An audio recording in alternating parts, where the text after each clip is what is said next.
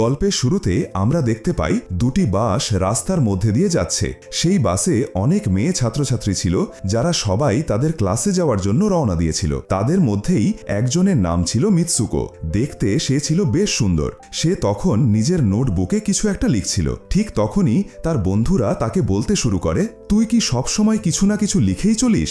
এইভাবে নোট বানিয়ে কি হবে? দেখ না, সবাই মজা করছে আর তুই শুধু শুধু কষ্ট করছিস। এই কথা বলে তার এক বান্ধবী তার নোটবুকটা কেড়ে নেয়। তখন মিৎসুকোর কলমটা নিচে পড়ে যায়। মিৎসুকো যখন সেই কলমটা তুলতে নিচু হয়, তখন আমরা দেখি এক অদ্ভুত জিনিস খুব দ্রুত গতিতে আসে এবং সেই দুটি বাসকে মাঝখান থেকে কেটে ফেলে। এর ফলে বাসের মধ্যে থাকা সব মেয়েরা মাঝখান থেকে কেটে পড়ে যায়। ঠিক তখনই মিৎসুকো ওপরে উঠে দেখে কি ভয়াবহ ঘটনা ঘটে গেছে এবং সে ভীষণ চমকে যায়, কারণ সে নিচু হয়ে কলমটা তুলছিল বলেই বেঁচে গিয়েছে। এই দৃশ্য দেখে সে খুব ভয় পেয়ে যায় এবং বাস থেকে নেমে পালাতে শুরু করে। এখানেই আমরা জানতে পারি যে যেটা এত সব কেটে ফেলছিল সেটা কিছু আর না, বরং হাওয়া ছিল। হাওয়াই ছিল এতটা ধারালো যে সবাইকে কেটে ফেলছিল। এখন সেই হাওয়া মিৎসুকোর পেছনেও পড়ে যায়। এটা দেখে মিৎসুকো চিৎকার করতে করতে খুব জোরে দৌড়াতে শুরু করে। দৌড়ানোর সময় সে সামনে আরো 4 জন মেয়েকে দেখতে পায়। তারা তাদের বন্ধু বান্ধবীদের নিচু হতে বলে, কিন্তু তখন অনেক দেরি হয়ে গিয়েছিল।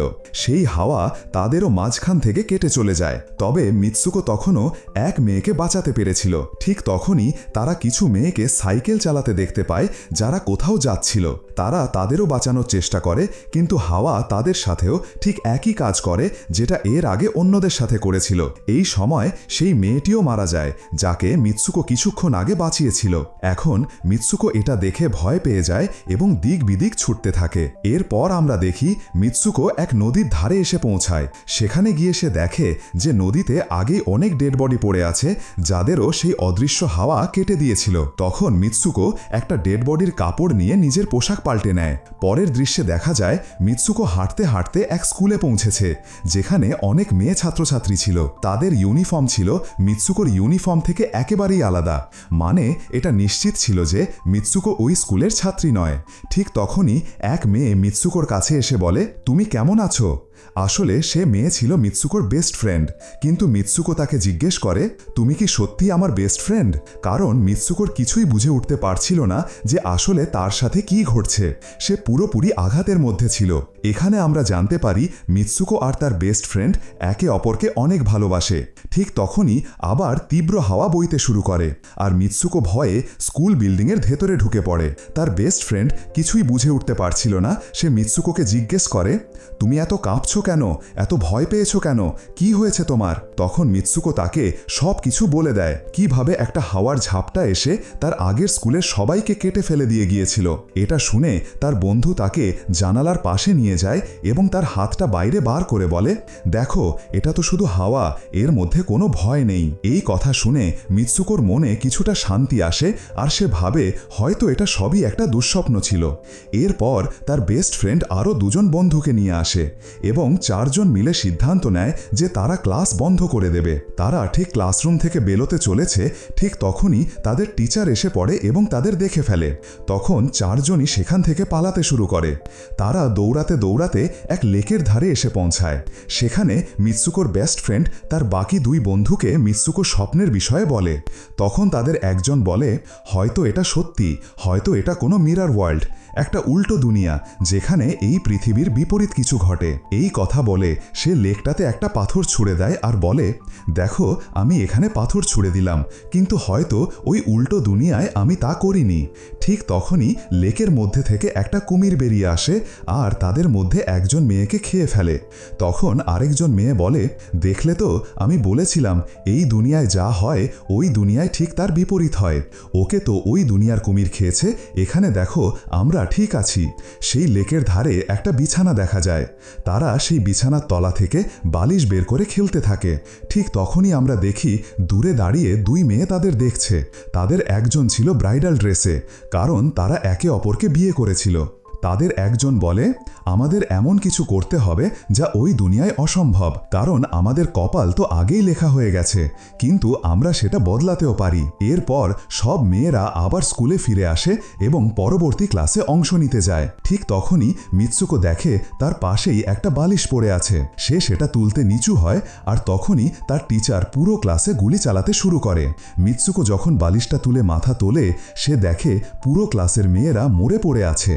আর এখানে আবারও সে বেঁচে যায়, ঠিক যেমন তার আগের স্বপ্নে সে বেঁচে গিয়েছিল। তার টিচার তার কাছে এসে বলে, তুমি এই ক্লাস বন্ধ করার সাহস কিভাবে পেলে? তোমারও মরতে হবে। ঠিক তখনই দুই মেয়ে এসে মিৎসুকোকে বাঁচিয়ে ওখান থেকে পালাতে চেষ্টা করে, কিন্তু আরেকজন টিচার এসে সেই দুই মেয়েকেও মেরে ফেলে। এখন যারা বেঁচে ছিল, মিৎসুকো তাদের সাথে পালাতে থাকে, কিন্তু স্কুলের সব টিচাররা তাদের ওপর গুলি চালাতে থাকে। এই সময়ে মেয়েরা যখন স্কুল থেকে দৌড়ে বেরিয়ে আসে, তখন সেই হাওয়া আবারও তাদের কেটে ফেলে। মিৎসুকো আবারও একাই পড়ে যায়।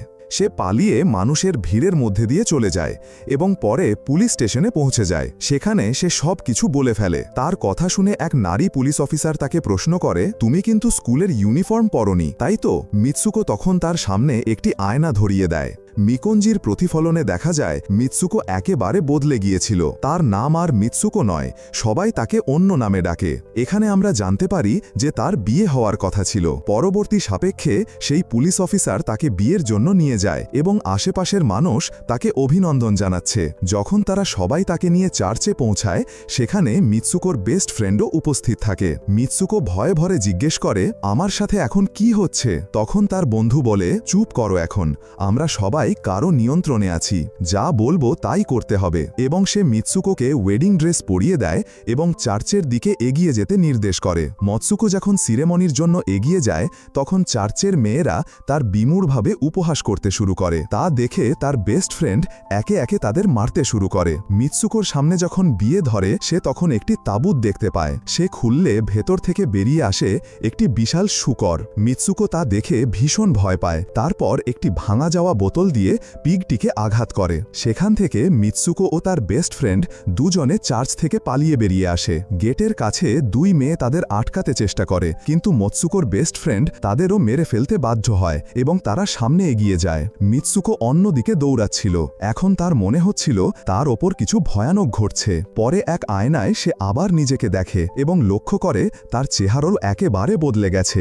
যেখানে মিৎসুকো দাঁড়িয়েছিল, সেখানে হঠাৎ একটি রেস শুরু হয়। কিছু মেয়েরা আসে এবং তাকে বলে, তুমি তো খুব ভালো রেসার, দাঁড়িয়ে কেন রইছ, দৌড়াও। মিৎসুকো দৌড়ানো শুরু করে এবং অন্দর থেকে অদ্ভুত শক্তি অনুভব করে। এতক্ষণে তার বন্ধুরা, যাদের স্কুলে মারা গিয়েছিল, ও দৌড়ন্ত অবস্থায় তার চোখে পড়ে। ঠিক তখন তার বেস্ট ফ্রেন্ডও এসে উপস্থিত হয়। তারা দেখছে সেই পিগ ও চার্চে যে সব নারীরা তাদের আটকানোর চেষ্টা করেছিল, ওরা সকলেই তাদের দিকে এগিয়ে আসছে।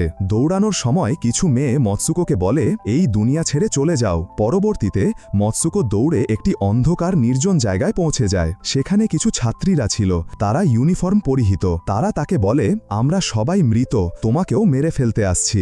এখনই তার বেস্ট ফ্রেন্ড এসে একজন মেয়েকে মেরে হরণ করে মিৎসুকোকে নিয়ে পালায়। তার বেস্ট ফ্রেন্ড জোরে জোরে বলে, তোমার নাম নিয়ে ডেকো। মিৎসুকো তার নাম উচ্চারণ করে এবং সঙ্গে সঙ্গে সে আবার তার আসল রূপে ফিরে আসে। তার বেস্ট ফ্রেন্ড তার হাতে একটি ওয়্যার ধরিয়েই বলে, প্লিজ এই ওয়্যারটা বাইরের দুনিয়ায় চলে যেতে টেনে বের করে দাও। কিন্তু মিৎসুকো ভয় পায়, কারণ এই ওয়্যার টেনে বের করলে তার বন্ধুরও মৃত্যু হতে পারে। যেহেতু সে তাকে গভীর ভালোবাসে, তাই প্রথমে বাধা দেয়, কিন্তু বেশি জোর করায় সে সেই ওয়্যার টেনে ফেলে। ওই মুহূর্তে তার বেস্ট ফ্রেন্ডের দেহ দুয়ে বিভক্ত হয়ে যায়। তারপর সে একটি গেট দেখে, যা খুলে তাকে নিয়ে যায় মানুষের জগতে। সেখানে তার পরিচিত পোস্টারগুলো ঝুলছে।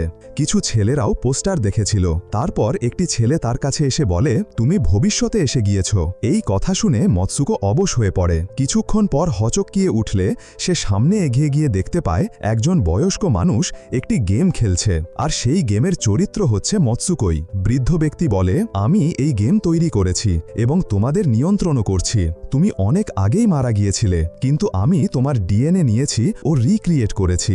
মিৎসুকো এই কথা শুনে মনে মনে ভাবে, হয়তো আমি এখনও নিজ জগতে ফিরে যেতে পারি। ঠিক তখনই একজন চলে আসে এবং ওই বৃদ্ধ তাকে ডেকে বলছে, তোমার লাস্ট লেভেল লেভেল পার করতে হবে। মৎসুকো এগিয়ে যায় এবং তখন তার মোদের কথাটি স্মরণ হয়, যদি তুমি এই জগতে এমন কিছু করো যা ওই জগতে অসম্ভব, তাহলে তুমি এই গেম থেকে আউট হয়ে যাবে। এই কথার পর সে ওই বৃদ্ধের গলা চেপে ধরে বলল, বস তোরো আমাদের সাথে আর খেলা নয়। এবং এরপর মৎসুকো ওই বৃদ্ধের দণ্ডপট তুলে নিয়ে তার পেটের দিকে ঠুকে দিয়ে মারা দেয় স্কুলকে। এই কাজের পোড়ামূলে তার ডেস্টিনি সম্পূর্ণভাবে পরিবর্তিত হয়ে যায়। সে দেখে যে গেম জগতে সে মরে দিয়েছিল বটে, কিন্তু বাস্তব জগতে তখনও বেঁচে আছে। পরবর্তী দৃশ্যে দেখা যায় মৎসুকো যেসব গেমের চরিত্রগুলো ছিল, ওই চরিত্রগুলো নিজেরাই নিজেকে মেরে ফেলেছে, তারা আর গেম অংশ নয়। পরবর্তী দৃশ্যে দেখা যায় যে মৎসুকো বরফে ঢেকে একটি জায়গায় শুয়ে আছে, আর সে এখন তারা রিয়েল ওয়ার্ল্ডে ফিরে এসেছে।